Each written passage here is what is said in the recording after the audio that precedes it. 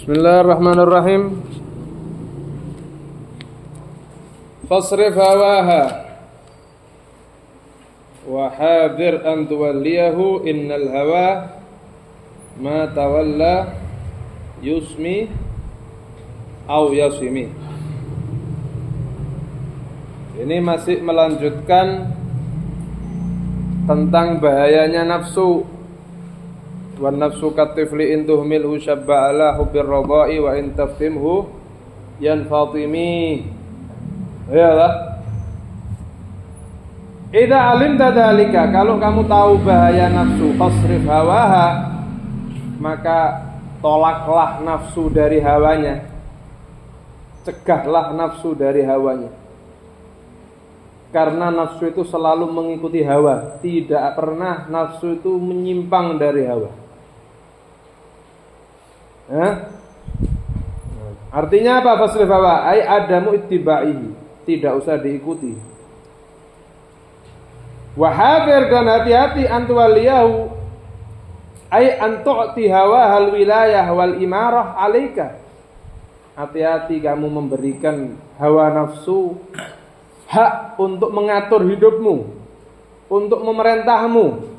Hati, li'annahu da'in ila dhalalati, karena hawa nafsu itu selalu mengajak kepada kesesatan. Ghairu salil imarah, enggak pantas jadi pemimpin.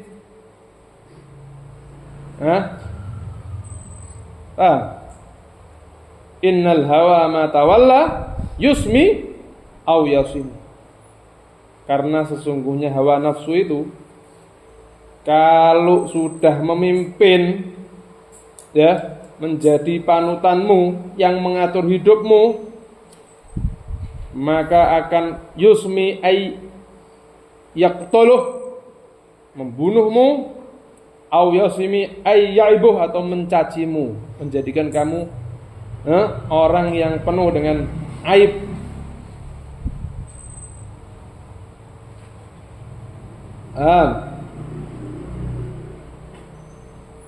Li'annahu intawalla, kalau nafsu itu menjadi pemimpin, qatala aw aba, dia akan membunuhmu atau dia akan membuat kamu menjadi orang yang jelek. Haitsu qala innal hawa ma tawalla yusmi aw yasim. Walamma kana al hawa sababan lil halak, ketika hawa nafsu itu menjadi sebab kebinasaan, ajma'a ala dhammihil arifun, maka para orang-orang arif itu mereka sepakat untuk mencaci hawa nafsu.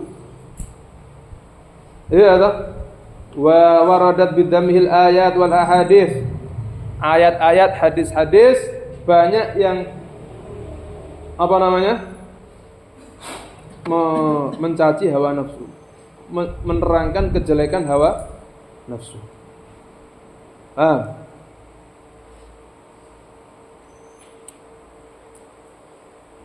Apa? Qad aflaha man zakkaha. Apa sebelumnya? Wa qad khaba man dassaha. Fa alhamaha fujaba sebelumnya.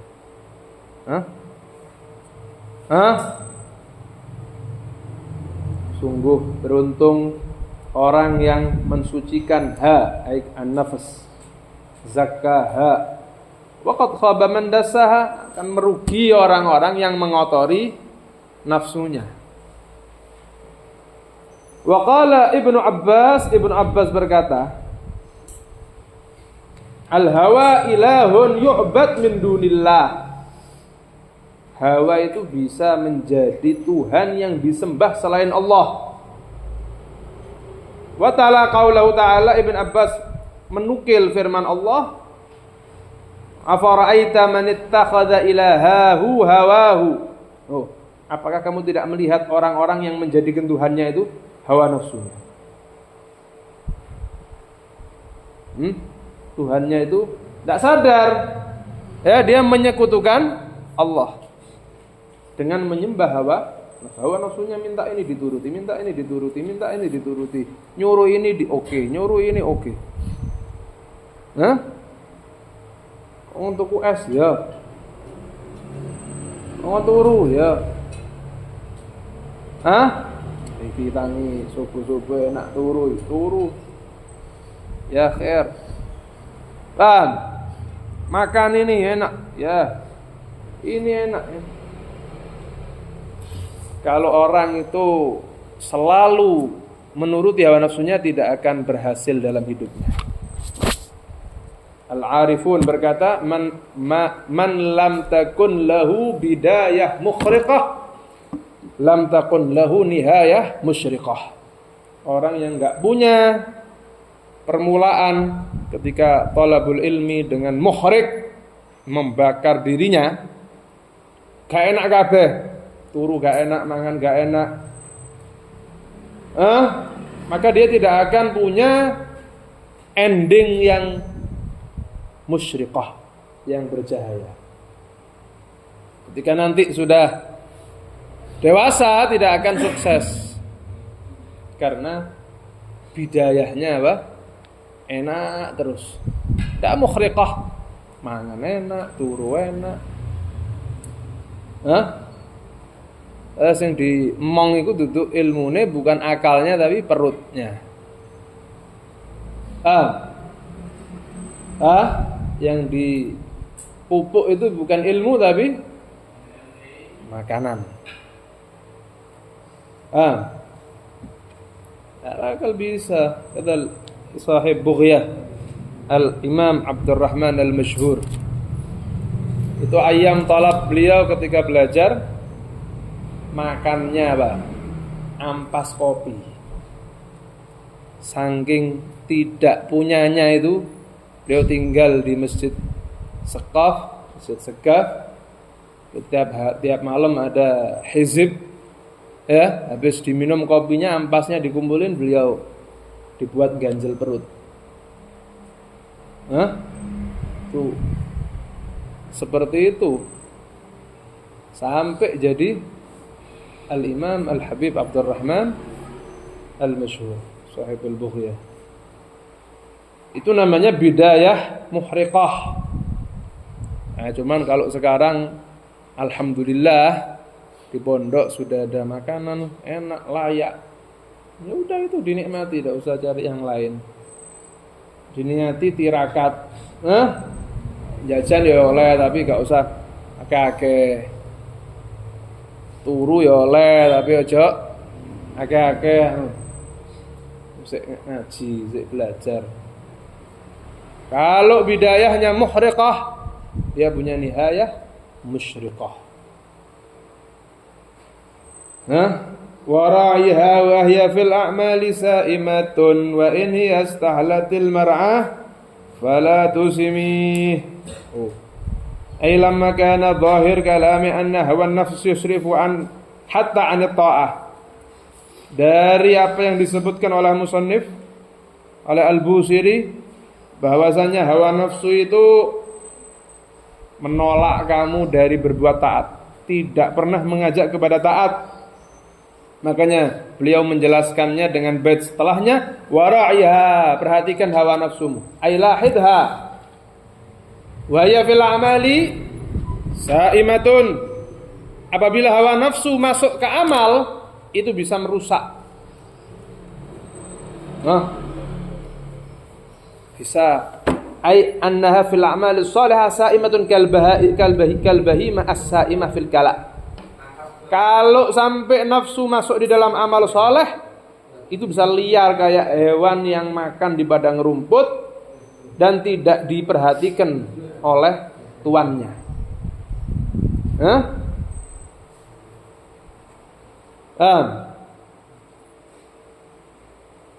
Dia tidak tahu mana yang baik, mana yang buruk. Kayak hewan yang sa'imah. Apa sa'imah? Sa'imah fil kala. Makan rumput di padang rumput. Digembalakan di padang. Ya apa kambing kalau makan di padang rumput kalau enggak diawasi? Dia akan makan yang bukan haknya. Rumputnya orang dimakan atau ada racun dimakan. Semuanya dimakan. Karena mereka itu nafsu dan kambing punya jami' yang mengumpulkan tasyabbuh ini, tasbih ini, pengumpamaan ini adamu ma'rifatis shalah fi kull, tidak tahu mana yang baik. Tidak tahu mana yang baik. Wa in hiya istahalatil mar'a fala tusimi. Kalau itu nafsu istahalat, menganggap halal mar'a, padang rumput, fala tusimi, jangan kamu gembalakan di situ. Wa in hiya wajadatil mar'a huluan fala tubqiha fihi. Kalau kamu mendapati nafsu itu, ini isti'arah ya. Ini perumpamaan. Lek sampai nafsu itu kok menganggap enak, ini rumput ini enak, jangan kamu terusno di situ. Pindah. Fala tubqiha fihi li'annaha la tamilu ila ta'ah. Karena tidak mungkin nafsu itu condong kepada ketaatan, lidzatiha, karena taatnya tidak mungkin. Bal li gharadin fiha fatanqalibu ta'ah ma'siyah. Maka dengan itu taatmu bisa menjadi maksiat. Murajaah bagus apa enggak? Murajaah bagus apa enggak?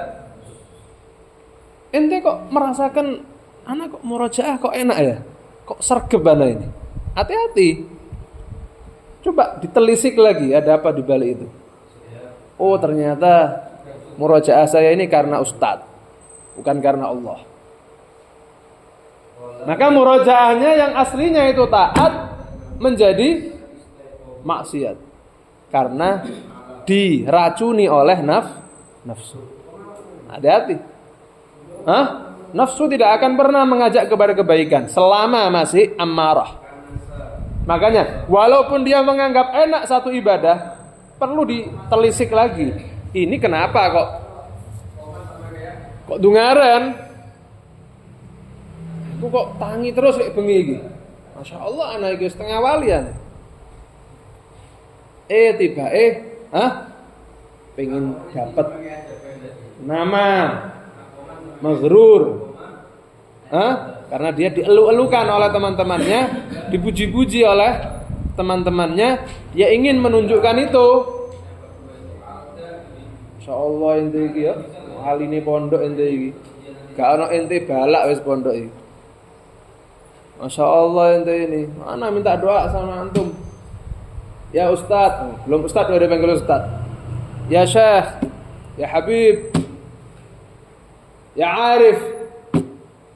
Ya, mumbul. Apa gede ndak? Ana kok kaboten ndas. Wis tak ngoco.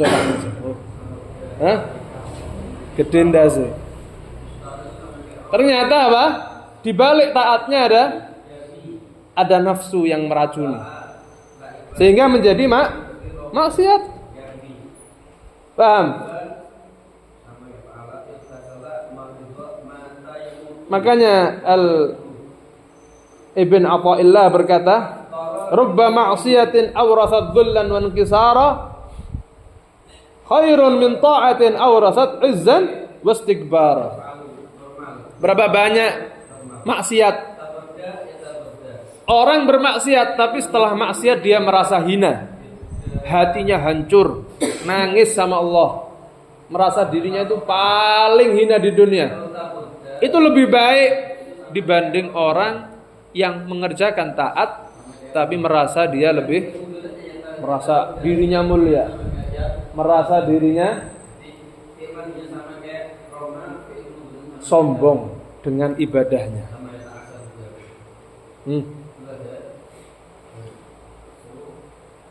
Al-Imam juga fi ba'dil asar disebutkan Allah ila Dawud alaihissalam, Allah memberikan wahyu kepada Nabi Dawud, ya Dawud kullil 'asin al-mukhbitin, katakan kepada orang-orang bermaksiat yang mereka itu mukhbit, itu sumpek karena maksiatnya, merasa sedih dengan maksiatnya, absyiru, bergembiralah kalian.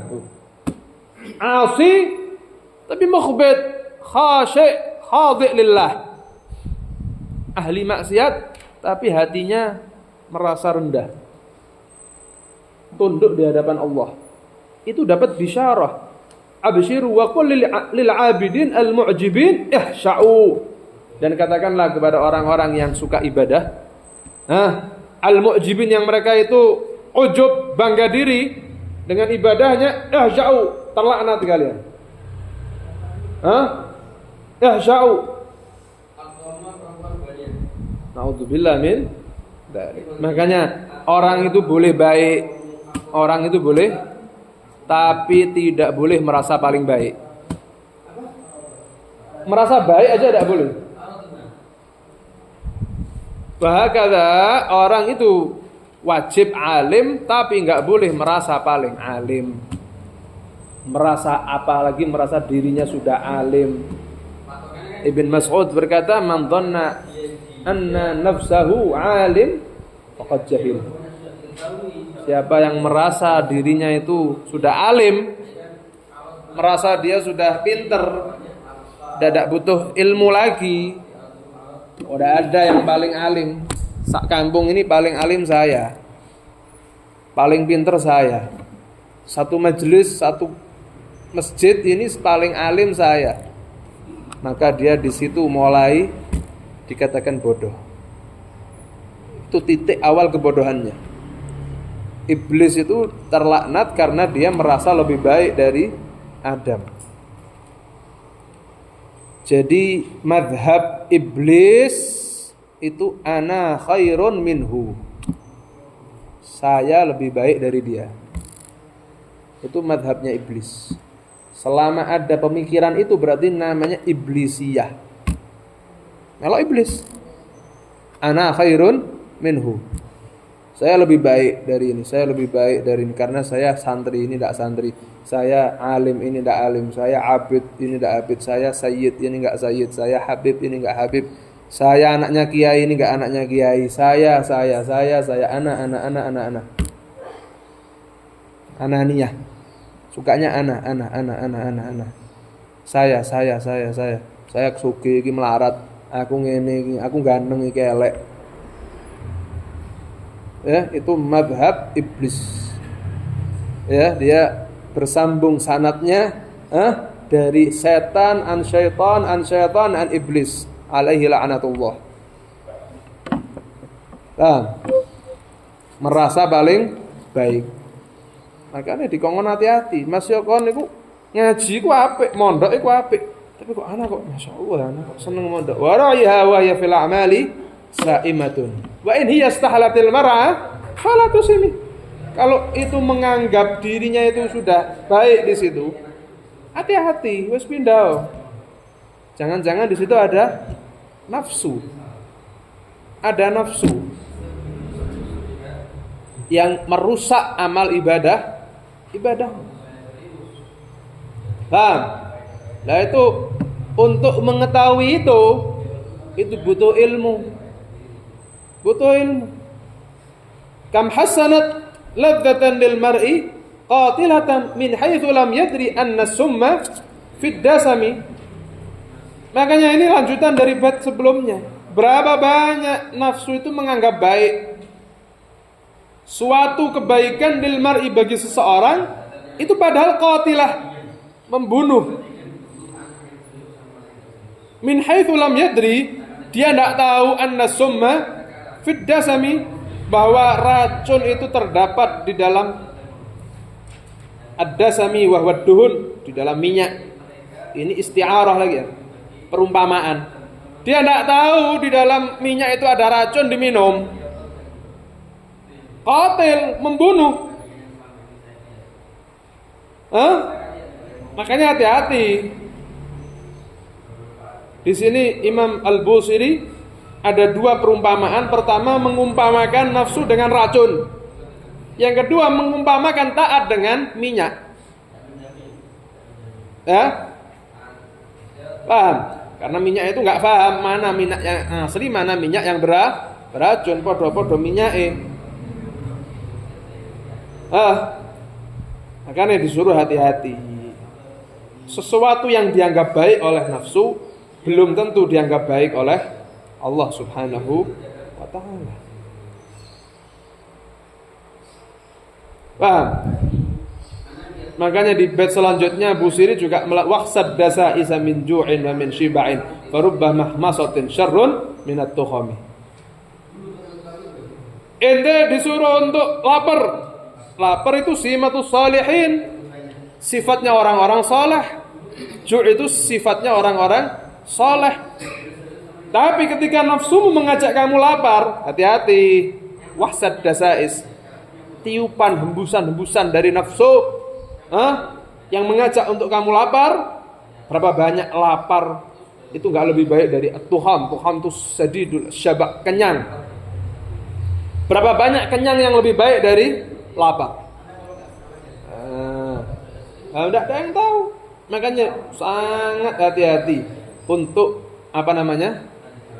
melawan hawa nafsu. Kayak bunglon. Nafsu itu kayak bunglon. Iso berubah ngajak apik. Lho ngaren anak biasanya gak sergep jamaah, iki kok dikongkon sergep. Kok atiku kok pengen jamaah. Ada apa ini? Cari sebabnya. Oh, ini ono tonggoku, santriwati ternyata sudah pulang di rumah ya. Tonggoku iki hafidhah. Angger sore nglalar nek ngarep omah. Mangkane anak kok kudu jamaah terus nek jamaah lewat kono. Lewat ngarepe omahe hafidhah iki. Ya. Mangkane kan kok sergep jamaah, asar jamaah, maghrib jamaah. Gawe surban. Tibake apa? Ana apa? Ada udang di balik rumput. Paham? Aqsad dasaisa min ju'in wa min shibain wa ra'iha wa hiya fil a'mali sa'imatun wa in hiya istahalatil mar'a fala tusimi. Tibae pas hafidhah iku wis balik gak jamaah maneh. Wis balik salat di omah mabar maneh. Paham? Ono kok anak iki kok nek selawatan sregep ya. Budal kono, budal kene, budal. Tibake duduk selawate sing digoleki. Joget-joget. Atau ketemu sama cewek-cewek. Ikhtilat, campur laki-laki perempuan. Surahnya ibadah tapi isinya maksiat. Itu tidak mendekatkan kepada Allah, malah membuat jauh dari Allah Subhanahu wa ta'ala. Makanya itu orang yang cerdas, kata Al-Imam Haddad berkata, al-kayyisu, orang yang cerdas itu siapa orang yang bisa membedakan mana yang paling baik dari dua yang terbaik. Mana yang lebih baik dari dua yang terbaik. Kebalikannya orang yang bodoh itu orang yang tidak bisa membedakan itu. Kalau cuman membedakan baik dan buruk, itu bukan cerdas, itu biasa. Ngaji, apa itu? Pengajian, sholawatan, bagus. Ambek dugem, apik endi? Diskotik, karaoke, apik mana? Ngaji jelas. Bagus ngaji lah. Ya itu biasa. Siapa wae mbok takoki ngono ya ngerti. Paham, Pak? Ngaji ambek dugem enak endi? Yo ngaji le. Oh, sampean pinter, Pak. Masa ngono? Tapi kalau antara dua kebaikan, nganter ibu ke pasar, nemeni ibu di rumah, ambil sholawatan. Apik gak ngonconi ibu? Apik. Ngaji sholawatan? Apik. Mana yang terbaik dari dua ini?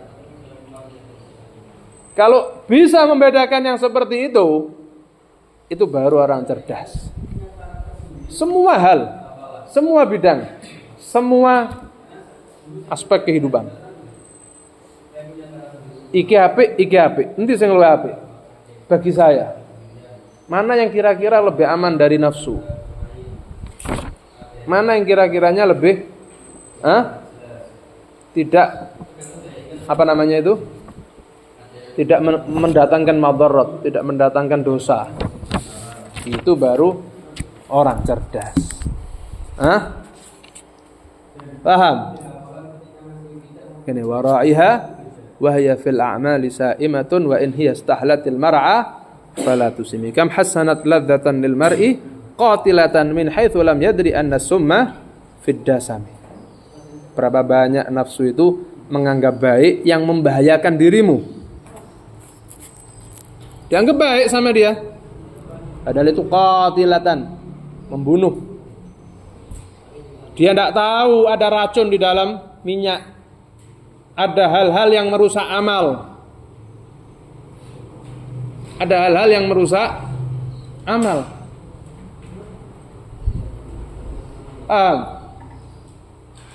Berbuat baik, tapi al-hasad dalam hatinya. Al-hasad ta'kulul hasanat. Hasad merusak amal. Buat apa kamu berbuat baik kalau ada hasad dalam hatimu? Nah, ini butuh ilmu. Hasud. Ngelihat temennya yang satu dapat nikmat, ngamuk, dongkol hati ini. Al-hasud la yasud. Paham? Itu merusak amal, dia tidak tahu. Sholat sunnah, mempeng ngaji, mempeng jamaah, mempeng ngaji Quran, mempeng Masya Allah murajaah, tapi hasad saimah, merusak amal. Percuma amal soleh tapi kalau begitu. Makanya ya, di dalam tahapan seseorang itu berjalan suluk di jalannya Allah, pertama itu at-takhalli, mengkosongkan dirimu dari hal-hal yang merusak hatimu. Takhalli an akhlaqidz dzamimah, mengkosongkan akhlak-akhlak yang kotor, akhlak-akhlak yang keji, akhlak-akhlak yang jelek, hasud, bukhul, medit. Kemudian tsumma tahalli, baru diisi dengan akhlak-akhlak yang baik, rahmat, karam, dermawan. Bukan asal ibadah aja, ada caranya. Tahalli dulu baru tahalli. Kalau sudah bisa begitu, baru dia akan merasakan lezatnya ibadah tanpa dikotori dengan hal-hal yang lain. Ada seorang yang ingin menempuh suluk di jalannya Allah, datang ke seorang syekh. Datang ke seorang syekh. Ya syekh, saya ingin jalan di jalannya Allah. Biar saya ini hidup saya lebih tenang, biar saya ini ibadah saya lebih kerasa. Saya ini berapa tahun sholat tidak ngerasakan sholat, ngaji tidak ngerasakan enaknya ngaji.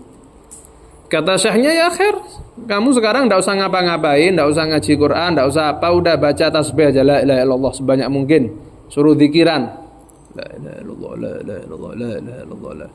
Berhari-hari sampai orang ini bingung. Saya ini di rumah ngaji sekian juz, di sini cuma disuruh tasbih wae. Sampai kapan kamu? Wes, kamu enggak usah banyak tanya, udah kerjakan apa yang saya suruh. Ini sahnya tahu ini orang banyak ibadah tapi hatinya penuh dengan akhlaqidz dzamimah, makanya dibersihkan dengan cara apa? Zikir.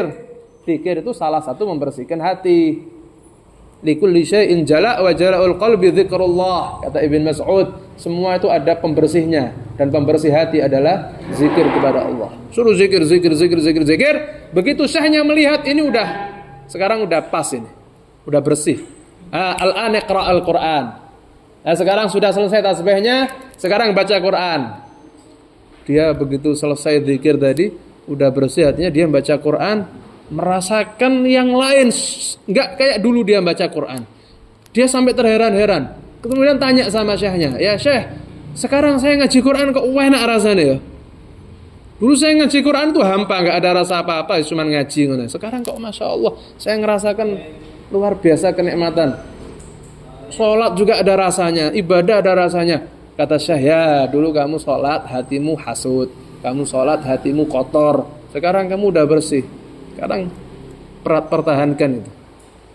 Suluk. Makanya kadang-kadang orang itu ibadah tapi salah caranya. Nggak ada rasa apa-apa sampai tua sampai mati segitu terus.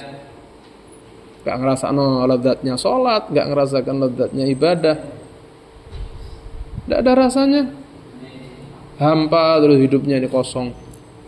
Malah sebagian yang lain isinya cuma dunia, duit, mobil, rumah, mobil. Perempuan. Sampai kapan diazab sama dunia? Mau sampai kapan? Dunia itu tidak ada habisnya. Mau kamu punya duit 1 miliar, yang punya 10 miliar lebih banyak. Mau punya 10 miliar, yang punya 100 miliar lebih banyak. Mau punya 100 miliar, yang punya 1 triliun lebih banyak. Punya 1 triliun, yang punya ratusan triliun lebih banyak. Sampai kapan? Tidak ada habisnya mengejar dunia. Makanya itu ya, sebetulnya orang itu kalau mau nyari bahagia itu gampang. Nurut sama Nabi. Nabi bilang, kalau urusan dunia jangan ngelihat yang atas, ngelihat yang bawah. Yang punya sepeda, jangan ngelihat yang atas punya mobil, sumpek. Ngelihat yang bawah. Ya Allah, ini tetangga saya tidak punya sepeda motor, kemana-mana ngondel, kemana-mana jalan kaki. Alhamdulillah saya punya sepeda. Ngene-ngene nang dindi ya, Duk.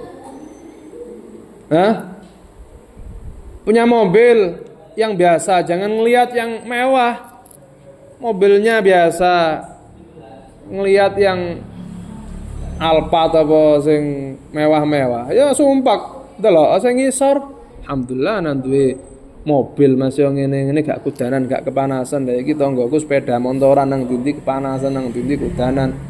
Syukur hatinya. Besar hatinya. Kalau udah hati besar bahagia, ndak sumpek, turu enak, mangan enak. Coba wong sumpek hatine sempit, dongkol terus. Mangan ndak enak, turu gak enak. Iya dah. Gak duwe sepeda motor, gak duwe mobil, lihat di bawahnya. Alhamdulillah saya punya kaki sehat, kemana-mana bisa jalan. Ini tetangga saya diamputasi, kemana-mana gak bisa, disuruh kursi roda, mana-mana ngesot, kamar mandi sulit. Gede hati nih. Tapi delok sing ndukur, iki duwe NMAX, iki duwe mobil, kancaku duwe ngene. Makanya ba'dhum mengatakan man tatabba'al akharin mata ghamma. Orang yang sukanya memperhatikan orang lain. Iki duwe ngene, matine iku sumpek. Na'udzubillah min dzalik. Sampai mati dia akan sumpek. Sampai mati tidak akan selesai. Tidak akan selesai. Makanya paling enak itu yang disampaikan Imam Haddad. Alladzi li ghairik la yasil ilaik walladzi qusim lak hasilun ladik. Fastaghil bi rabbik walladzi 'alaik. Iyalah. Alladzi li ghairik, yang milik orang lain tidak akan sampai ke kamu. Yang milikmu akan datang kepada kamu. Maka sibukkanlah dirimu dengan Tuhanmu. Tidak usah sibuk dengan yang lain. Paham?